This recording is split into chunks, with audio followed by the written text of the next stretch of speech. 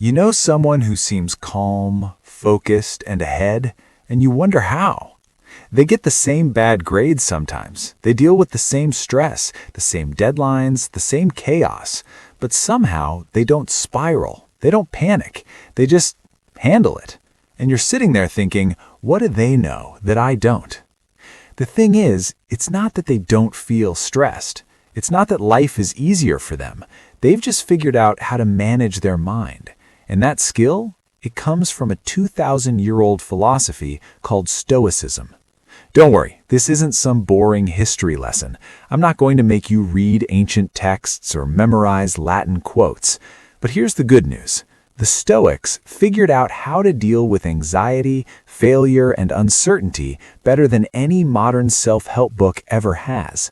And in this video, I'm going to show you exactly how to use their principles to handle the chaos of being a student in 2026. Stick around till the end because I'll share the one Stoic practice that changed everything for me when I was drowning in stress. Here's why modern students struggle so much. We live in a world that's designed to make us reactive. Every notification, every bad grade, every social media post, it all triggers an emotional response, and most of us have never learned how to manage those responses. Think of your mind like a boat on the ocean. The waves are always going to come. Stress, failure, criticism, they're inevitable. But most people don't have an anchor, so every wave throws them off course. They panic when things go wrong. They overthink every mistake. They let external events control their internal state. The cost of that? You spend your entire life being tossed around by circumstances you can't control. You feel anxious all the time. You doubt yourself constantly. You avoid challenges because you're terrified of failing, and you never build the resilience you need to actually succeed. That's why Stoicism is so powerful. It teaches you how to be the anchor, how to stay steady no matter what waves hit you. And once you learn that, everything changes. In this video, I'm going to share 4 Stoic principles that will completely change how you handle stress, failure, and uncertainty as a student. Not abstract philosophy, but practical tools you can use today. These are the principles that helped Roman emperors, slaves, and soldiers navigate the hardest parts of life, and they work just as well for modern students dealing with exams, deadlines, and social pressure. Stick with me till the end because I'll share the daily Stoic practice that takes 2 minutes but builds mental toughness that lasts a lifetime. All right, let's dive in. Principle 1. Control what you can control. Most students waste massive amounts of energy worrying about things they can't control.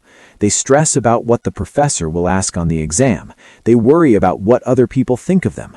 They panic about whether they'll get into their dream school.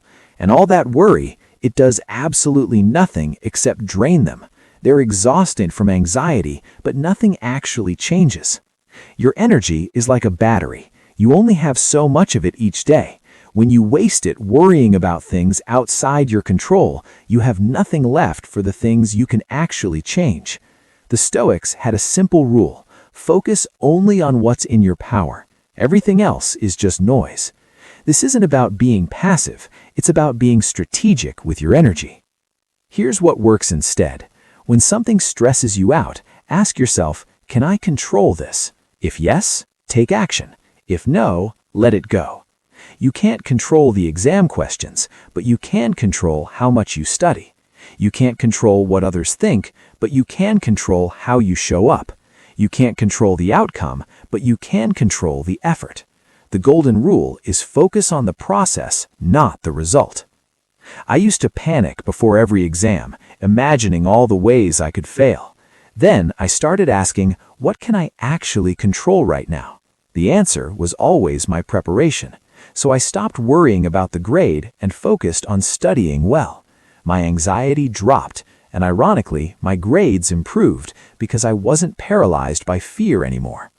When you focus only on what you can control, you stop wasting energy on worry and start directing it toward progress. You feel empowered instead of helpless. Principle 2. Expect obstacles. Most students expect things to go smoothly. They make a plan and assume it'll work out. Then, when something goes wrong, and it always does, they fall apart. They get discouraged. They lose motivation. They start thinking, maybe I'm just not cut out for this. They treat obstacles like failures instead of normal parts of the process. Imagine your plan is like a road trip. Most people plan for sunny weather and smooth roads, but the Stoics planned for flat tires, detours, and storms. They knew obstacles weren't the exception, they were the rule.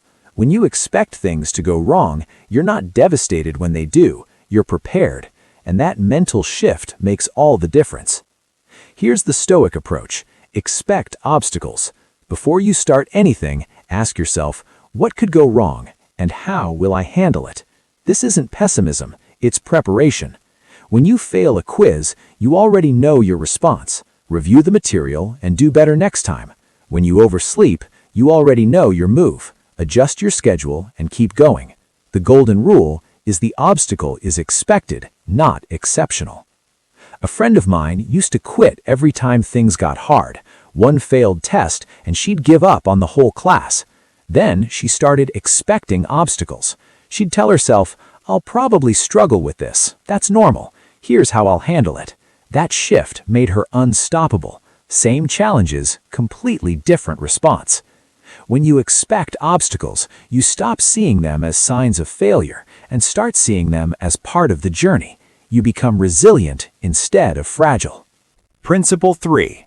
Practice negative visualization. Most students take their life for granted until something goes wrong. They don't appreciate their health until they get sick. They don't value their education until they see someone struggling without it. They don't treasure their relationships until they lose someone. And by then, it's too late. They spend their lives stressed about what they don't have instead of grateful for what they do.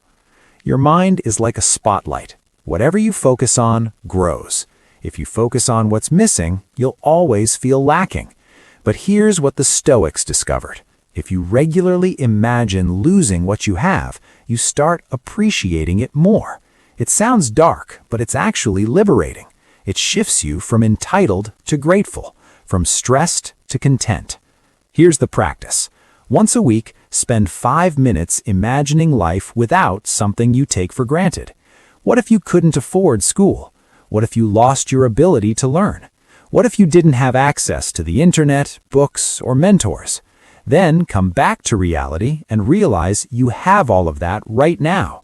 The golden rule: gratitude comes from recognizing what you could lose. When you practice negative visualization, you stop taking your life for granted and start showing up with appreciation. You become happier with what you have while still striving for more. Principle 4. Separate events from your response.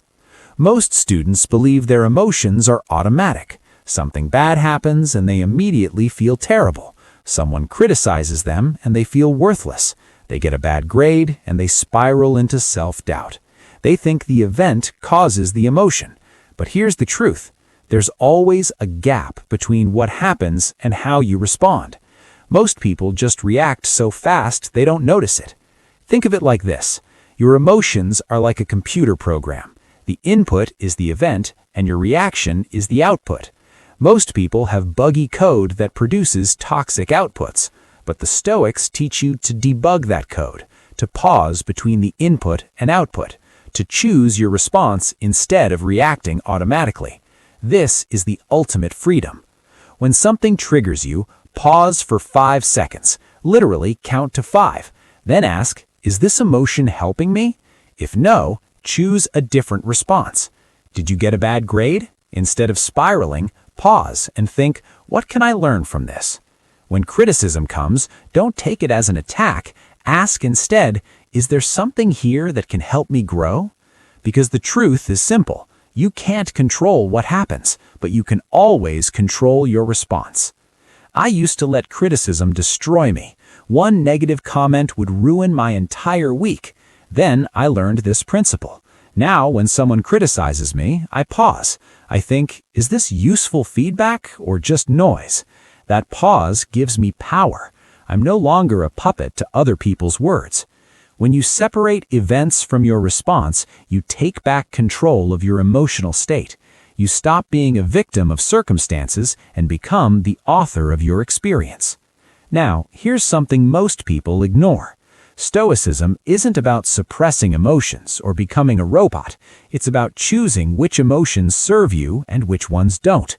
You're allowed to feel stressed. You're allowed to feel disappointed. You're allowed to have bad days. The Stoics weren't emotionless. They were just intentional about their emotional energy. They felt everything, but they didn't let feelings control them. So don't aim for perfection. Don't try to become some unshakable Zen master overnight. Just practice these principles when you remember. Catch yourself worrying about things you can't control and redirect. Notice when you're spiraling and pause. That's enough. Remember, Stoicism isn't about never falling. It's about getting up faster every time you do. Let's recap quickly. 4 Stoic principles. Control what you can control, expect obstacles, practice negative visualization, and separate events from your response. These aren't just ancient ideas. They're practical tools that work right now, today, in your life as a student. So here's my challenge. Pick one principle from this video. Just one. Which one resonates most with you? Which one could change how you handle stress this week? Comment below and let me know. I read every comment, and I genuinely want to hear which principle you're going to practice. If this video gave you a new way to think about your challenges, hit that like button and subscribe, because I break down philosophy, psychology, and personal growth every single week. No fluff, just what actually works. Share this with a friend who's struggling right now, someone who needs to hear that they have more control than they think. Remember this. The Stoics didn't wait for life to get easier. They got stronger, and so can you.